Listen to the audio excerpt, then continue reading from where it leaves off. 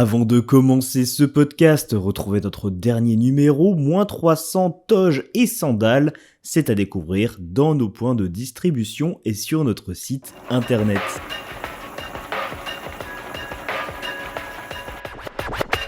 Le bouillon, le bouillon, le bouillon, le bouillon.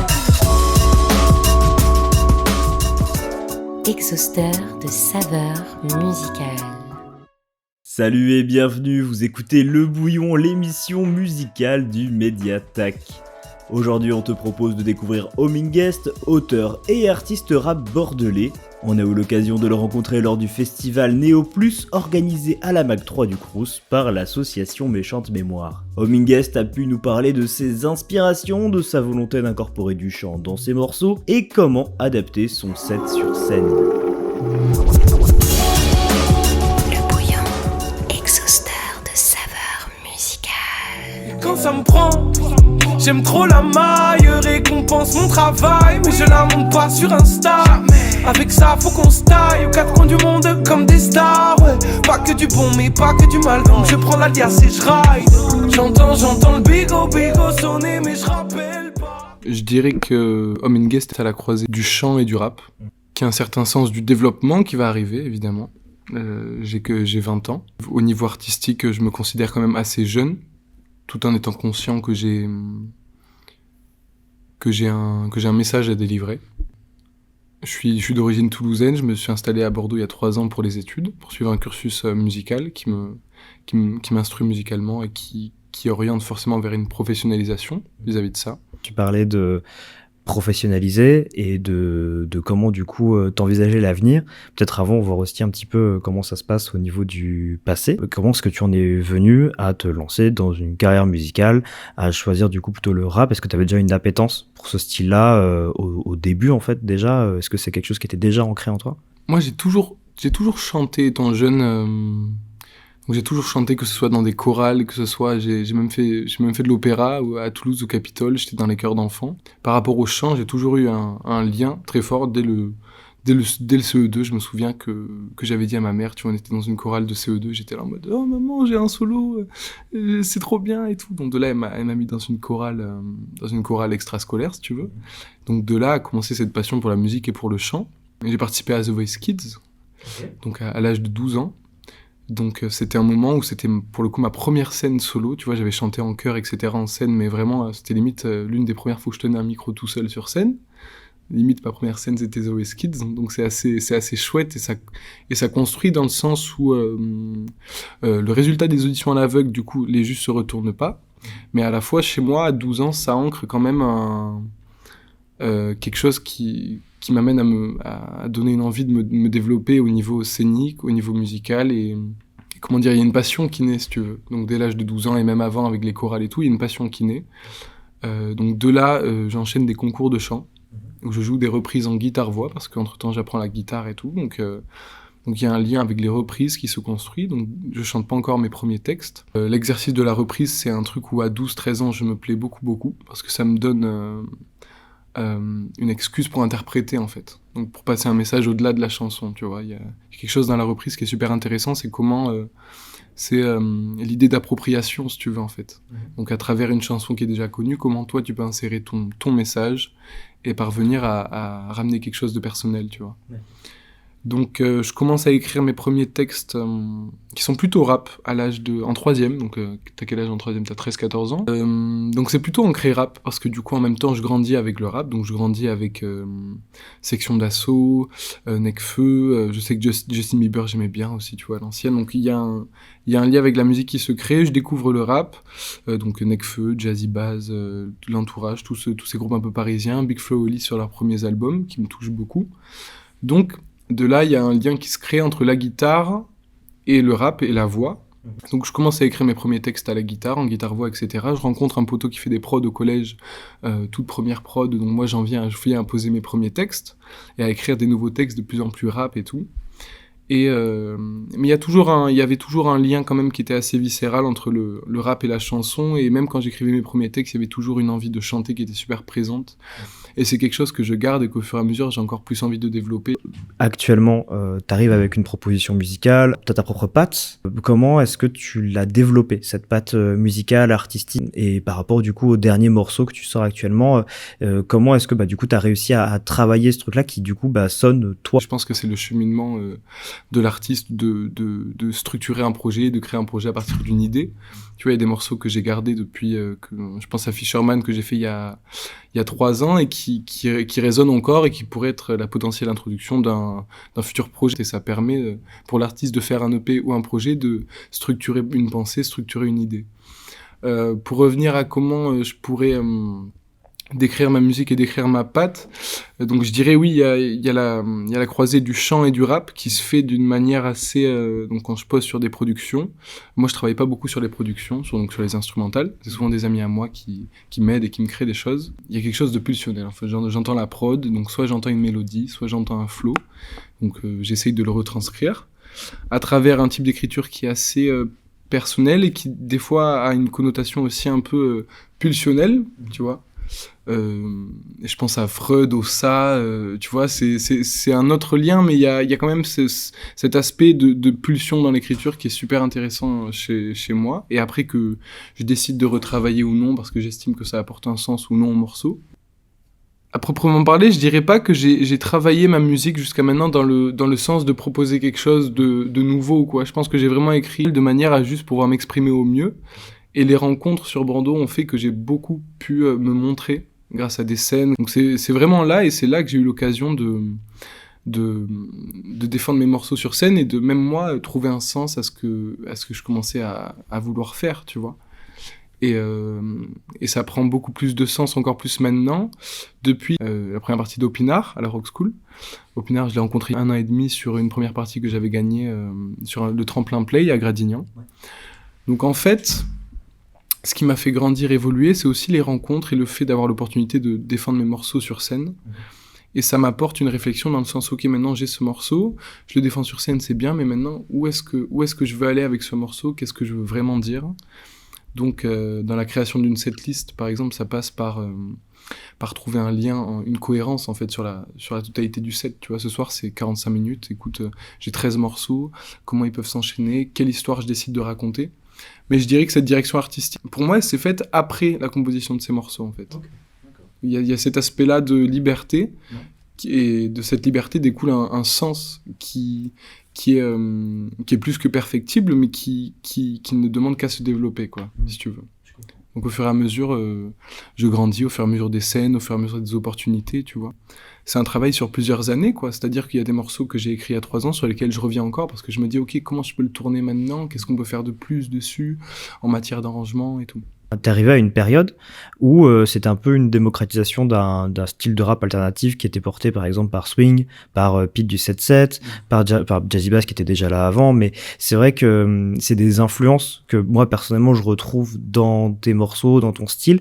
Est-ce que c'est quelque chose, pas forcément dont tu te revendiques, mais dont tu trouves un certain lien entre ce que tu fais et ce que ces artistes aussi peuvent proposer? Écoute, oui, c'est super intéressant que tu parles de Swing, que tu parles de toute l'école de l'ODC en passant par Kaba et Gigi.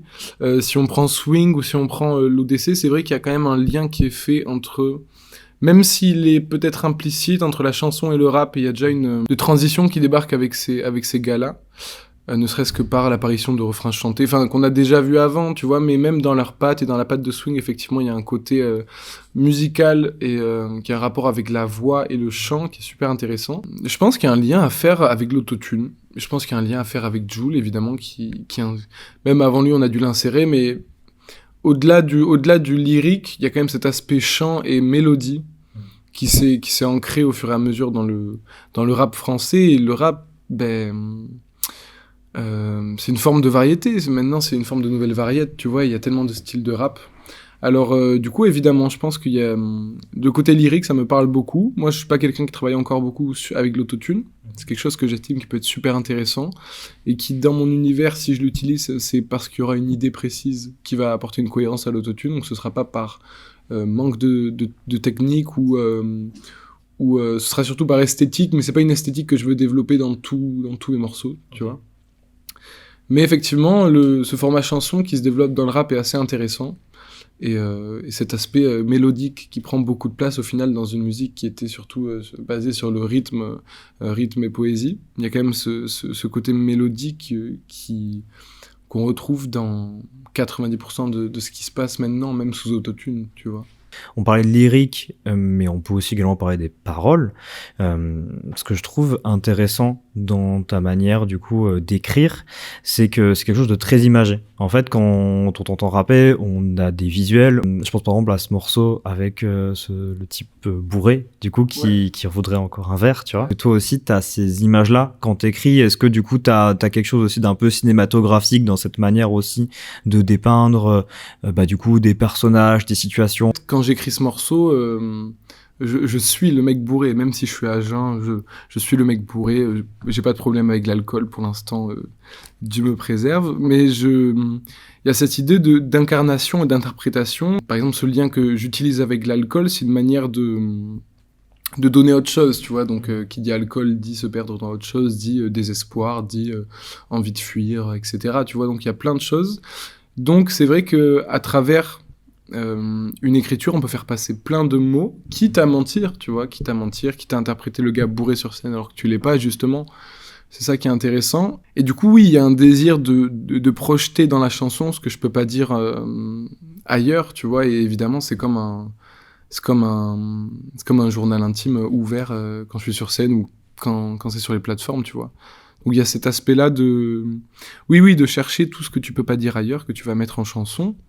Et des fois, t'écris des choses et tu te rends pas forcément compte de ce que tu dis, et c'est que, je sais pas, 6 mois après, 7 mois après, que tu relis ou que tu repenses à ta chanson et tu te dis, putain, il y a un lien avec ci, il y a un lien avec ça, carrément. Tu prends du recul sur tous tes morceaux, tu te dis, ah oui, là, Fisherman, je parle d'un pêcheur, ok, là, j'ai une chanson, à quoi bon? Il y a un lien entre les deux, il y a cette métaphore du mec perdu, représenté à travers l'alcool et la drogue, tu vois, et l'addiction. On pourrait presque peindre un portrait psychologique de la personne qui écrit, en fait. Et c'est le but. C'est vraiment de montrer toutes les facettes d'un humain, si tu vois ce que je veux dire.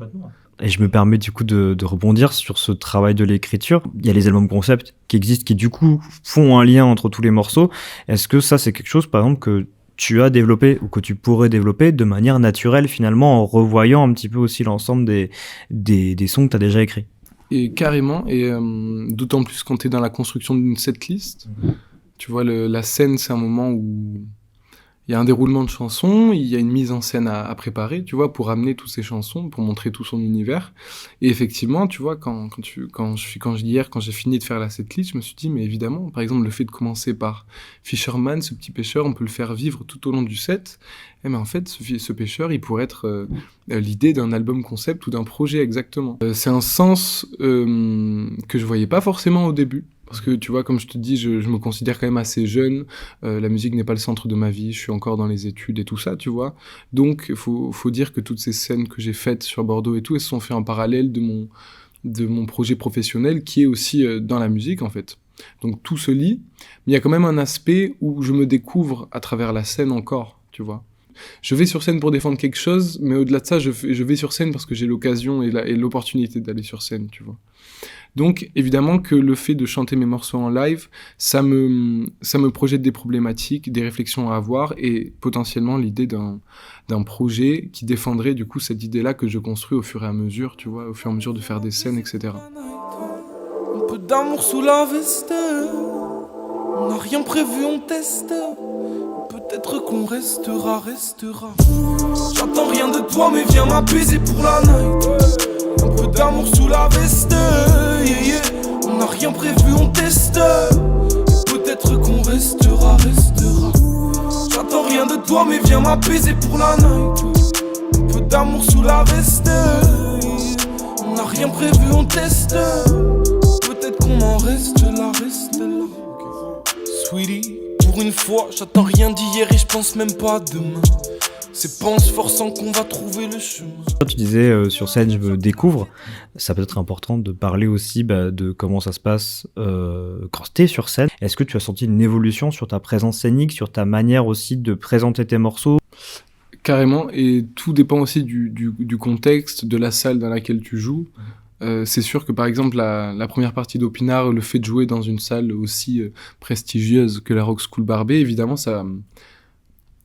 Avant de monter sur scène, t'es obligé de préparer un truc. T'es obligé de créer un fil, une mise en scène, t'es obligé de penser à tout ça. Parce que tu peux pas te pointer et arriver et il y a des choses qui sont pas possibles, tu vois, d'enchaîner des sons sans en parler. Enfin, ça peut être possible. Le point fort de la mise en scène, c'est que ça apporte autant à l'artiste qu'au public, tu vois. Moi, j'ai l'impression de me découvrir à travers la création d'une mise en scène aussi, tu vois. C'est super important de créer un lien entre les morceaux. Donc l'aspect de la scène, il est super important pour moi, il est même vital, là où d'autres artistes préfèrent vraiment le studio. Moi, au contraire, pour l'instant, je suis phobique du studio, mais ça va venir avec le temps et tout. Mais vraiment, quand je dis que je me découvre sur scène, c'est que c'est ça. À force de faire des scènes, je pense que là, en 3 ans, j'en ai fait... une 50aine, 60aine, je suis pas du tout intermittent. Loin de là, il y a beaucoup de scènes qui sont non rémunérées et tout, c'est parce que j'ai l'opportunité d'aller sur scène. Et oui, je me découvre. Donc chaque scène, tu regardes ce qui va pas. Moi, ça m'amusait beaucoup pour les plus petites dates que je faisais, à chaque fois je fais une setlist différente, je m'adapte en fonction du public, en fonction de moi, ce que j'ai envie de donner ce jour-là, tu vois. Et ça dépend aussi beaucoup du cadre dans lequel je joue. Et évidemment, quand t'es devant la Rock School, quand t'es devant la première partie d'un artiste qui commence à avoir une hype telle que Opinard, qui commence à avoir un public, la salle est complète et tout, tu te dis ok, faut que j'arrive avec un truc carré, faut que je puisse faire vivre ma musique du début à la fin. Donc ça passe par la création d'une setlist, d'une cohérence entre les morceaux, de petits happenings, de dialogue avec le public, avec ton DJ, avec la guitare qui est à mes côtés sur scène aussi. Donc oui, et toutes ces problématiques me font grandir aussi. Pour moi, il y a plusieurs niveaux artistiques que l'artiste peut atteindre, tu vois. Donc il y a le tout début, quand tu fais tes premiers morceaux, il y a le niveau intermédiaire où je me situe, dans le sens où tu connais tes morceaux, tu les joues, tu commences à les approprier, et puis il y a le niveau après professionnel, tu vois. Moi, je me considère intermédiaire parce que j'ai pas encore beaucoup de sons studio, j'ai pas encore sorti de projet. Donc évidemment, c'est le but. Et en 3 ans, j'ai eu l'occasion de faire plein de scènes. J'ai grandi vis-à-vis de la scène, vis-à-vis de ce que je voulais donner. Je sais à peu près plus ce que je veux donner. Et c'est surtout grâce aux opportunités que j'ai eues qui m'ont mené à d'autres réflexions, par exemple celle de l'arrangement, celle de ok, t'arrives avec des prods, mais est-ce qu'on pourrait pas retoucher ces prods, en faire quelque chose d'autre ?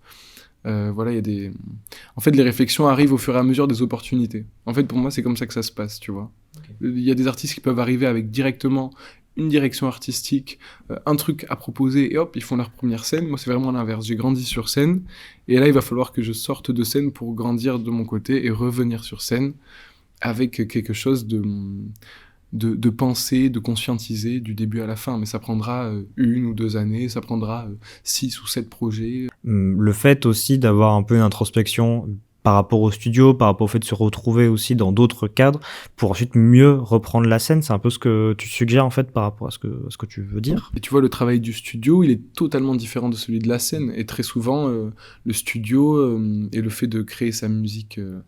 en studio, ça va servir la scène, tu vois, par exemple, ne serait-ce que pour des notions d'arrangement et tout ça, d'arriver en studio et de se dire, ok, sur ce morceau, qu'est-ce qui est cool, sur cette prod, qu'est-ce qui est cool, qu'est-ce qui est à améliorer, quelle dynamique on peut rajouter au morceau. Et ça aussi, c'est des rencontres, c'est des gens qui sont plus pros que toi, qui font ça depuis plus longtemps, qui t'aident, et en fait, c'est super important pour l'artiste d'être le leader de sa musique, mais en même temps, vraiment de s'entourer des personnes qui savent faire. Okay. Qui savent faire et se créer un entourage. Et donc le travail studio, le travail scénique, c'est vraiment des choses qui sont à la fois complémentaires et à la fois super opposées. Tu parlais du fait de s'entourer, et comment est-ce que finalement Homing Guest, au lieu d'être le projet d'une seule personne, ça devient quelque chose de plus collectif ? Comment ça le devient jusqu'à présent ? Je dirais que Homing Guest, il s'est construit avec plusieurs identités musicales, donc plusieurs inspirations, donc c'est-à-dire que j'ai pas trouvé encore de type beat Homing Guest sur YouTube, tu vois. Dans l'idée, un jour, ce serait l'idée. En fait, c'est vraiment l'idée pour montrer que j'ai pas encore ce truc de cohérence musicale de A à Z. Mais il y a quelque chose quand même d'assez coloré qu'on peut retrouver entre, chez moi, de la trap, Il y a un côté pop, un côté chanson, un côté rap qui est aussi présent. Comment il s'organise, c'est une bonne question. Pour l'instant, c'est quelque chose qui n'est pas encore conscientisé, j'ai l'impression, et je dirais ça de moi, que c'est pas encore conscientisé ce home and guest et que ça le devient, en fait. Mais vraiment, c'est tout con. Un jour, je suis dans le bus, j'écris un son sur une prod, hop, ce morceau est trop chouette, bam, j'ai l'occasion de l'enregistrer parce que j'ai un ami qui est juste à côté de chez moi, let's go, on le fait, on le joue sur scène, ah, ça marche, ah, pourquoi j'en fais pas un clip, let's go. Et ça part comme ça part d'idée en idée, tu vois. Donc en fait, plutôt qu'une construction en amont, comme ce que je te disais tout à l'heure, c'est vraiment une construction au fur et à mesure des opportunités et des idées. Et je suppose aussi que tu as pu également avoir des conseils. Moi, la question que je voulais te poser, qui pourrait être intéressant à partager aussi pour les auditeurs, auditrices qui peut-être voudraient aussi se lancer dans le milieu musical, c'est quoi le meilleur conseil que tu aies reçu vis-à-vis du coup de ton projet professionnel musical ? Je pense que ce qui est important, au-delà de l'artistique, au-delà du musical, alors des conseils, j'en ai reçu beaucoup. Moi, il y a quelque chose qui me marque beaucoup en ce moment, c'est le fait d'être plus ou moins dominant de son environnement. C'est-à-dire qu'il y a une espèce d'aspect dominé avec son environnement, où le but, c'est pas de se faire submerger par son environnement, mais au contraire, trouver un terrain où tu peux avoir de l'action dessus, tu vois. Et ce terrain, tu peux l'avoir qu'avec des gens qui sont prêts à travailler avec toi, qui peuvent t'apporter quelque chose. Donc, le tout, je pense, c'est de savoir s'entourer au mieux pour pouvoir faire ce que tu peux faire de mieux, en fait. Parce qu'après, il y en a qui font tout seul. Moi, pour l'instant, je marche pas du tout comme ça. Ce serait impossible pour moi de faire tout seul. Et je pense que même si tu fais tout seul, tu as forcément besoin de personnes autour de toi. Donc, je dirais, par rapport à l'environnement, qu'il soit artistique ou vraiment hot, il y a cet aspect où l'être, pour moi, se doit d'être dominant en face de son environnement qui serait dominé, mais pas dans un sens péjoratif, dans un sens vraiment où l'environnement permettrait au dominant, du coup au sujet, de pouvoir agir, en fait. Il y a cet aspect où qu'est-ce qu'il est possible de faire et qu'est-ce qu'on fait, qu'est-ce qu'on décide de faire. Mais je dirais savoir s'entourer et puis avoir cette conscience aussi que l'environnement est fait pour qu'on puisse agir dessus et que juste nous, ce qu'on cherche tous, c'est se concrétiser, s'épanouir. Donc, il y a cet aspect-là de pas se faire submerger par son environnement, mais justement de pouvoir agir dessus. Le bouillon, exhausteur de saveurs musicales. Merci d'avoir écouté cet épisode du Bouillon. Pour en savoir plus sur Home and Guest, retrouvez ses compositions en description de ce podcast. Découvrez toutes les autres productions du Mediatac sur notre site internet, lejournaltac.com.